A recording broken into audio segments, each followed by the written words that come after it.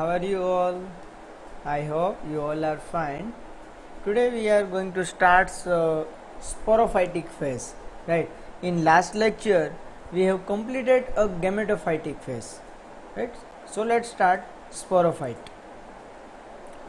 સો last time આપણે જ્યારે study કર્યું હતું લાસ્ટ લેક્ચરની અંદર તો બધાને યાદ હશે કે ઝાયગોટ ફોર્મ થયું હતું લાસ્ટમાં જે આપણે ફર્ટિલાઇઝેશન્સની પ્રોસેસ કમ્પ્લીટ કરી એના પછી જે ઝાયગોટ ફોર્મ થયું છે હવે ડિપ્લોઇડ ઝાયગોટ છે એના પછીની આખી આ પ્રોસેસ હશે.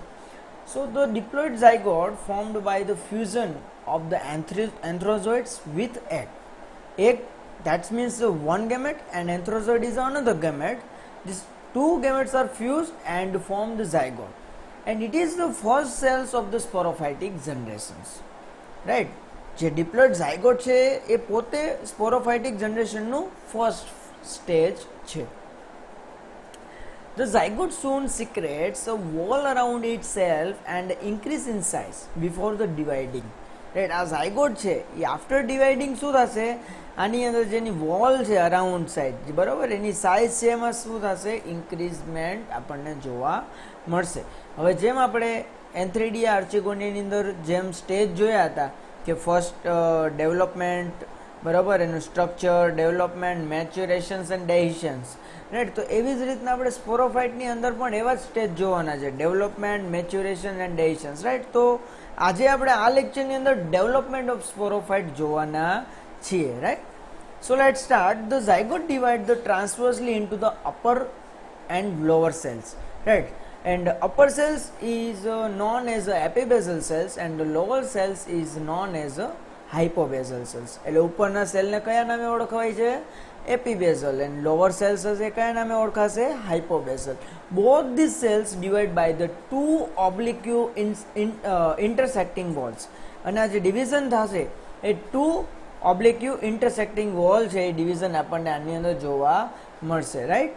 સો as a result two side apical cell is a differentiate in the epibasal as well as the hypobasal cells. જો અહીં તમે જોઈ શકો છો કઈ રીતનું ડિવિઝન થઈને કઈ રીતના તમને બે સેલ છે જોવા મળે છે. આફ્ટર ધીસ ડિવિઝન ફરી પાછું ઉપરના જે સેલ હશે ને નીચેના જે બંને સેલ છે એ બંનેની અંદર શું થશે, ટુ સાઇડેડ એપાઇકલ સેલ છે એ ફોર્મ થાય છે. જો અહીંયા તમે જોવો છો આ ઉપરનો સેલ કઈ રીતના ફોર્મ થયો, અહીંયા ટ્રાન્સવર્સ સેક્શન્સ પણ ના કહી શકો ને પ્રોપર લેટરલ સેક્શન પણ નથી, બરાબર? વર્ટિકલ ટાઈપ્સનું સેક્શન છે, ટુ ઓબ્લિક ઇન્ટરસેક્ટિંગ વોલ છે, બરાબર? તો આ ટાઈપની વોલ ફોર્મેશન અપર સેલ અને લોઅર સેલ બંનેની અંદર થશે, રાઈટ? તો અહીંયા તમે જોઈ શકો છો કે બંને સાઈડ અપાઇકલ સેલ છે એ ફોર્મ થશે. Another stage, the embryo at this stage thus has a two growing point. એટલે અહીંયા હવે બે પોઈન્ટ થશે ગ્રોવિંગ પોઈન્ટ, કારણ કે upper parts and lower parts બંને બાજુ અપાઇકલ સેલ છે, right? And each represented by an apical cell with two cutting face, અને બંને બાજુ ડિવિઝન છે આની અંદર જોવા મળશે. After derivatives of this epibasals apical cells give rise to the capsule, right? આ એપિબેઝલ જે અપાઇકલ સેલ હશે, એપી એટલે ઉપરની બાજુનો, બરાબર? એની વાત કરે છે કે એમાંથી કેપ્સ્યુલ ફોર્મ થશે. And upper part of this seta while those the hypobasal apical cell, અને આ જે કેપ્સ્યુલ ફોર્મ થશે કેપ્સ્યુલ હાઇપોબેઝલનો જે અપાઇકલ સેલ છે હાઇપોબેઝલની સાથે જોઈન્ટ હશે, તો જોઈન્ટ કેની મદદથી હશે, સેટાની મદદથી. ફૂટ અને સેટા અને કેપ્સ્યુલ, જે કેપ્સ્યુલ છે એ કોઈ પણ બીજા પાર્ટ જોડે જો એટેચ હોય તો એ કેની મદદથી હોય, સેટાની મદદથી, રાઈટ? તો આની વચ્ચેના પાર્ટમાં સેટા પ્રેઝન્ટ હશે અને આ સેટાની મદદથી એ હાઇપોબેઝલના અપાઇકલ પાર્ટ સાથે શું હશે, એટેચ હશે, રાઈટ? તો આ આખે આખું એનું સ્ટ્રક્ચર છે ડેવલપમેન્ટનું, સ્પોરોફાઇટનું જે ડેવલપમેન્ટ થાય છે એ. This process of the fertilization stimulates cells of the ventral wall and they divide form the protecting covering it's called calyptra. હવે કેલિપ્ટ્રા જે સ્ટ્રક્ચર છે એ આની અંદર ફોર્મ થશે જ્યારે ફર્ટિલાઇઝેશન થશે એટલે વેન્ટર વોલ હશે, બરાબર? એ વોલ છે નીચેની એ વોલમાંથી કેલિપ્ટ્રા છે એ ફોર્મ થશે. And this calyptra covers the capsule till the maturity. So આ જે કેલિપ્ટ્રા હશે એ આખી આખા કેપ્સ્યુલને કવર કરીને રાખશે, રાઈટ? સ્પોરોફાઇટિક ફેઝ છે તો સ્પોરોફાઇટિક ફેઝની અંદર આપણે જોયું કે ઉપરનો જે અપાઇકલ સેલ છે એપીબેઝલ સેલ એપીસેલ્સ રાઈટ, એની અંદર કેપ્સ્યુલ ફોર્મ થશે અને આ કેપ્સ્યુલ જે જ્યારે મેચ્યોરિટી ફેઝની અંદર આવે ત્યારે એને પ્રોટેક્શનની જરૂર પડશે, કારણ કે કેપ્સ્યુલની અંદર શું હશે, સ્પોર હશે, એટલે સ્પોર જે એમાંથી જ નવો પ્લાન્ટ છે ગ્રો થાય. તો આ કેપ્સ્યુલને કવર કરીને પ્રોટેક્ટ કરવાનું કામ કોણ કરે છે, આ કેલિપ્ટ્રા કરે છે રાઈટ. તો હવે આપણે અત્યારે જોવાનું છે ડેવલપમેન્ટ ઓફ ધ કેપ્સ્યુલ, કે કેપ્સ્યુલનું ડેવલપમેન્ટ છે એ કઈ રીતના થાય છે. બરોબર, આમાં થોડુંક સરખું ધ્યાન આપજો. રિંગ ફોર્મેશન હશે, આ જે કેપ્સ્યુલ બને છે ને એમાં રિંગ ફોર્મ થાય છે, કેટલી રિંગ ફોર્મ થાય છે, કયા સ્ટેજમાં થાય છે એ તમારે યાદ રાખવાનું છે. જે બધી જગ્યાએ ખાલી ડિવિઝન જ છે, કોઈ એવી ટફ વસ્તુ નથી કે યાદ રાખવામાં મુશ્કેલી પડે એવું કંઈ છે નહીં. ખાલી તમારે ડિવિઝન જ યાદ રાખવાના છે કે આ સ્ટેજ પછી આ સ્ટેજ બન્યું ને આ સ્ટેજ પછી આવી રીતના બન્યું. સો ચલો ચાલુ કરીએ આપણે development of the capsule. So development of the capsule can be studied best in the serial transverse sections of the young sporophyte. So development of the capsule can be studied. આપણે જે ડેવલપમેન્ટ જોઈએ છે બરોબર, પહેલા આનું કેપ્સ્યુલનું એની વાત કરીએ છીએ. તો જ્યારે યંગ સ્પોરોફાઇટ હશે તેનું ટ્રાન્સવર્સ ડિવિઝન થાય છે ત્યારે જ આ કેપ્સ્યુલ ફોર્મ થાય છે. In transverse sections just below the apical cell. હવે આ ટ્રાન્સવર્સ ડિવિઝન જે અપાઇકલ સેલ હતો ને એના નીચેના ભાગમાંથી ને સ્ટાર્ટ થશે બરાબર. તો ટુ ડેરિવેટિવ્સ એટલે કે one each form two face of the epibasal apical cell form and the almost spherical segment. Spherical શેપની અંદર આપણને જોવા મળશે. And both these derivatives divide by the vertical walls and forming the quadrate embryo. આની અંદર જે embryo form થાય છે કયા ફોર્મની અંદર થાય છે, જો ઉપરનો એક સેલ છે બરોબર, આ એક સેલ છે એ એક સેલમાંથી બે બન્યા બરોબર. એવી જ રીતના આની અંદર પણ એવું જ થશે કે બીજો નીચેનો જે સેલ છે એમાં પણ આ જ ટાઈપનું વર્ટિકલ વોલ ફોર્મ થઈને કેટલા એમ્બ્રિયો ફોર્મ થયા, 4. અહીંયા 2 હતા અને બંને ઉપર અને નીચેના બંને ભેગા થાય તો કેટલા બની જાય, 4. એટલે એને ક્વાડ્રન્ટ એમ્બ્રિયો કીધો છે. હવે 4માંથી ફરી પાછું ડિવિઝન થાય અને એના કરતાં વધારે ફોર્મ થશે. So each cells the quadrant divides by the curved anticlinal wall. હવે કર્વડ એન્ટિક્લિનરી વોલ ફોર્મ થઈને એકમાંથી ફરી પાછા 2 બનાવે. In such a way that a smaller almost a triangular cells. અને એમાં ક્યાંક ક્યાંક આપણને ટ્રાયંગ્યુલર શેપ પણ જોવા મળશે. જો બહારની બાજુ ટ્રાયંગ્યુલર શેપ જોવા મળે છે right. And the larger more or the less rectangular cells is form. એટલે બહારની બાજુના તમને અમુક એવા નાના નાના ટ્રાયંગલ શેપ જોવા મળશે અને બાકીના છે કેવા શેપમાં જોવા મળશે, રેક્ટેન્ગ્યુલર સેલ, અનધર એ લાર્જ સેલ્સ તરીકે પણ ઓળખાય છે. સો thus at this stage the embryo has 8 cell. After 4 quadrant embryo ફરી પાછું ડિવિઝન થઈને કેટલા બને છે, 8 સેલ બનાવે છે. સો 4 ટ્રાયંગ્યુલર એન્ડ 4 રેક્ટેન્ગ્યુલર સેલ છે એની અંદર ફોર્મ થશે. 1, આ 2, આ 3 અને આ 4. આ 4 છે કેવા બન્યા, ટ્રાયંગ્યુલર બન્યા. હવે 1, 2, 3 અને આ 4. આ 4 કયા બન્યા, રેક્ટેન્ગ્યુલર બન્યા right. So each rectangular cells now divides by the periclinally wall. કયું વોલ છે, પેરિક્લિનલી વોલ. કયા સેલ છે, રેક્ટેન્ગ્યુલર સેલ છે. And at this stage 8 peripheral cells which form the epithecium and encircle the central core of the endothecium. હવે જે આની અંદર જે રેક્ટેન્ગ્યુલર સેલની વાત થઈ છે બરોબર, આપણે જે ફરી પાછું એકવાર રિવાઇઝ કરાવી દઉં કે કેપ્સ્યુલની વાત થતી હતી બરોબર. પહેલાં એક નોર્મલ એક સેલ જે અપોઇકલ સેલ એનું ટ્રાન્સવર્સ ડિવિઝન થયું, 2 થયા, 2માંથી 4 એમ્બ્રિયો બન્યા. 4 જે હતા એમાં શું બન્યું, એન્ટિક્લિનલ વોલ બની જેની મદદથી 2 જાતના સેલ જોવા મળ્યા. 8 સેલ તો ફોર્મ થયા પણ એમાં 2 જાતના હતા. કયા હતા, ટ્રાયંગ્યુલર છે અને રેક્ટેન્ગ્યુલર છે. ટ્રાયંગ્યુલર કેટલા જોવા મળશે, 4. 1, 2, 3 ને 4. આ 4 ટ્રાયંગ્યુલર બન્યા. એના સિવાયના 4 હશે કયા હશે, રેક્ટેન્ગ્યુલર છે. હવે રેક્ટેન્ગ્યુલર જે સેલ છે એની વાત કરીએ તો એની આજુબાજુ ડિવિઝન થઈને પેરિક્લિનલ વોલ બની જશે બરોબર. પણ પેરિક્લિનલ વોલ તો બની પણ એની સાથે સાથે 8 સેલ બનશે. કયા, 8 પેરિફેરલ સેટ. તો એ 8 પેરિફેરલ સેલ જેમાં બહારની બાજુના જે સેલ છે એ કયા નામે ઓળખાય છે, એમ્પિથેશિયમ. કયા નામે ઓળખાય છે, એમ્પિથેશિયમ. અને ઇનર સાઇડ જે તમે સેલ જોવો છો 4, એ 4 જે સેલ છે એને કહેવાય છે એન્ડોથેશિયમ. આઉટર સાઇડ 8 હોય અને ઇનર સાઇડ 4 હોય. So epithecium and endothecium are 2 fundamental embryonic layer of the sporophyte. અને આ જેના મેન સેલ છે, મેન ફંડામેન્ટલ સેલ કીધા બરોબર.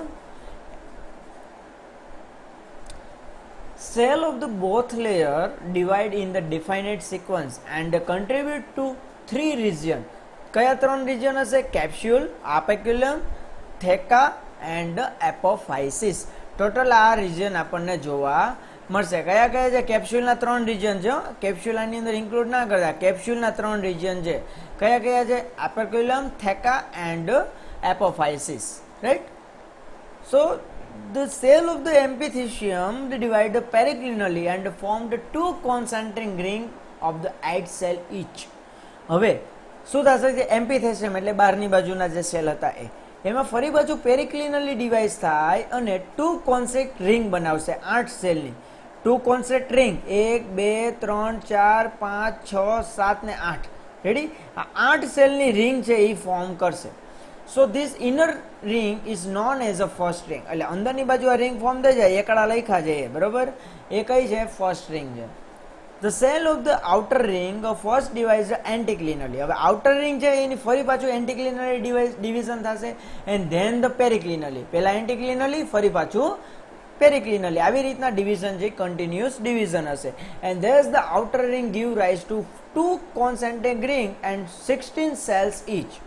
Right? એટલે બીજી ring બનશે concentric ring. હમણાં આગળ એક ફિગર આવશે એમાં બતાવું અને એમાં 16 સેલ હશે. So the inner of this two ring is designated as to second ring. અને બીજી ring form થશે એને કેવી કીધી? second ring. The cell of the outer ring first divide anticlinally formed 32 cells and then the periclinally giving rise to two concentric ring of the 32 cells each. ફરી પાછું એની અંદર 32 ring છે, 32 cells છે આપણને જોવા મળશે. જો અહીંયા આ ઇમેજ યાદ રાખી લ્યો કે પહેલી વખતે જે ડિવિઝન થયું, બરોબર, એમ્પિથેસિયમનું, તો એમાં શું થયું? પહેલાં બહારની બાજુ 8 સેલ બન્યા, એને ફર્સ્ટ રિંગ કીધી અને અંદરની બાજુ 4. હવે અંદરની બાજુ જે 4 હતા એને ફરી પાછા વર્ટિકલ અને ટ્રાન્સવર્સ ડિવિઝન થઈને એની અંદર ફરી પાછા ડિવિઝન થાય છે. હવે સેકન્ડ રિંગમાં શું થાય છે? 32 સેલ બને છે, બહારની બાજુ 16 પહેલાં બનશે, બરોબર? તો 16 બનવા હોય તો આ જે 8 સેલ હોય એ 8 સેલનું ફરી પાછું ડિવિઝન થશે. તો 8 સેલનું ફરી પાછું જો ડિવિઝન થયું, 1 માં 2, એવી રીતના 1 2 3 4 5 6 7 8 9 10 11 12 13 14 15 ને 16. આવી રીતના 16 સેલની એરેન્જમેન્ટ હશે. આ 16નું ફરી પાછું ડિવિઝન થઈને થર્ડ રિંગ બને, એમાં કેટલે બનશે? 32 સેલ બનશે. આવી રીતના સેલની સંખ્યા છે વધતી જશે. બીજી રિંગ બને, ત્રીજી બનશે, ચોથી બનશે, પાંચમી રિંગ બનશે, રાઈટ? તો આવી રીતની ત્રીજી રિંગમાં 32 બનશે, ચોથી રિંગમાં ફરી પાછા વધી જશે, બરોબર? આ રીતના સેલ્સ છે એ ફોર્મ થાય છે, નવી નવી રિંગ છે એ ફોર્મ થતી રહેશે. And the inner one is a fourth ring. ચોથા રિંગની વાત કરીએ તો and the outer the fifth ring. એટલે બહારની બાજુ હશે ફરી પાછી કઈ હશે? ફિફ્થ રિંગ હશે. In the operculum region however the additional ring is formed and those are the sixth ring. અને લાસ્ટની અંદર 6 રિંગ ફોર્મ થશે. કેટલી રિંગ ફોર્મ થશે? 6. જો આ કે એની જ વાત કરી છે. પહેલો જે આપણે સ્પોરોફાઇટનું કેપ્સ્યુલ હતું એમાં અપાઇકલ સેલ છે, એમાં એક ડિવિઝન થાય, બરાબર, ટ્રાન્સવર્સ એટલે 2 સેલ બન્યા. હવે એવી જ રીતના લોઅર સાઈડ પણ ડિવિઝન થાય એટલે વળી પાછા 2 બન્યા. બધાના સેલની કેલ્ક્યુલેશન કરીએ એટલે 4 સેલ થયા, તો 4 એમ્બ્રિયોનિક સેલ બન્યા. હવે આમાંથી 4 એમ્બ્રિયોનિક સેલ જેનું ડિવિઝન થાય તો એમાં અંદરની બાજુના સેલ હતા એને કેવા કીધા? તો એન્ડોથેસિયમ, અને બહારની બાજુ હતા એને એમ્પિથેસિયમ કીધા. હવે એમ્પિથેસિયમની અંદર આ બધા ડિવિઝન છે એ આપણને જોવા મળે છે, બરોબર? તો આ આખું એનું શું છે? ડેવલપમેન્ટ ઓફ ધ સ્પોરોફાઇટ સ્ટેજ છે, રાઈટ? હવે બાકીનો જે આના પછીનો જે પોર્શન આવે છે, રાઈટ, એની વાત કરીએ. સો 4 endothelial cells present in the center repeat the same pattern of the division, that is differentiate the epithelium and endothelium, right? એની વાત આપણે કરી. As a result, a group of the 4 endothelial cell is differentiated by the 8 peripheral cell. હવે જો 4 endothelial cell હોય તો એ differentiate થશે એમાંથી 8 peripheral cell. And endothelial cells divide twice, giving rise to 16 cells and eventually form the columella. આ બારનું હતું, right? પહેલા પેરિફેરલ સેલ બની ગયા 8, અને એના સિવાય જે અંદરની બાજુ હશે એ 8માંથી પહેલા 16 બનશે, અને 16 બનશે એટલે ફાઇનલી એમાંથી કોલ્યુમેલા છે એ ફોર્મ થશે. The peripheral cells divide again first by the radial wall and then by the periclinal wall. ફરી પાછું એકવાર રેડિયલ ડિવિઝન થાય, પછી પેરિક્લિનલ ડિવિઝન થશે. The two layers of the 16 cells each are the differentiated, and inner layer mature into the inner spore sac, and various those of the outer layer dividing again the radial wall and form the archisporium. હવે અંદરનું જે layer હતું એની બાજુ અંદરની બાજુ સ્પોર સેક બનશે. હવે આ સ્પોર સેકની અંદર શું થશે? સ્પોર છે એ ડેવલપ થશે અને આઉટર લેયર છે એ ડિવાઈડ થાય છે રેડિયલી વોલમાં અને શું બનાવશે? આર્ચીસ્પોરિયમ. And initially archisporium is a single layer, right, and double layered by the periclinally division. ફરી પાછું અહીંયા પણ periclinally division થશે. Archisporium is also fertile layer, and functionally this is spore mother cells, right, and each archisporium cells by the reductions divisions forms the 4 haploid spore. And after archisporial જે cell હશે એનું division થઈને એમાંથી 4 haploid સ્પોર જે produce થશે. And the contribution of the above mentioned ring in the development of the operculum region, the fertile theca region and the apophysis region of the capsule is summarized below. હવે આપણે જોયું તો કેપ્સ્યુલના જે 3 part હતા કયા કયા હતા? થેકા એનું બીજું હતું અને એના પછી હતું એપોફાઇસિસ. તો આ બંને લેયર છે અહીંયા ફોર્મ થઈ જશે, રાઈટ. આના પછીનું હવે જે સ્ટેજ આવે છે, right, structure of the mature sporophyte, એ આપણે નેક્સ્ટ લેક્ચરની અંદર જોશું.